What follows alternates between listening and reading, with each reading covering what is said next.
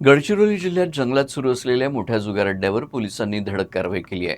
कुर्ची तालुक्यातील नागपूरच्या जंगल परिसरात स्थानिक गुन्हे शाखा आणि कोडगुल पोलिसांनी छापा घालत 34 जुगारांना ताब्यात घेतलं असून एकूण 36 जणांच्या विरोधात गुन्हा दाखल करण्यात आलाय.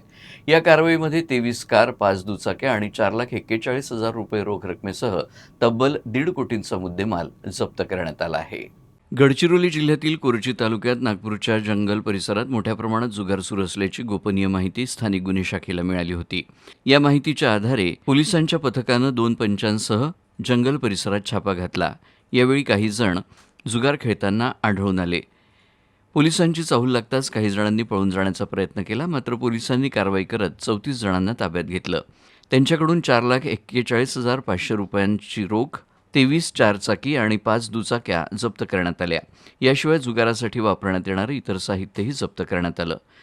जप्त मुद्देमालाची किंमत 1,50,97,000 असल्याचं पोलिसांनी सांगितलं. या प्रकरणी कोटगुल पोलिसात एकूण 36 आरोपींच्या विरोधात गुन्हा दाखल करण्यात आलाय, तर 2 आरोपींचा शोध सुरू आहे. या प्रकरणामुळे आणि कारवाईमुळे जुगार खेळणाऱ्यांचं धाबं दणाणलं आहे.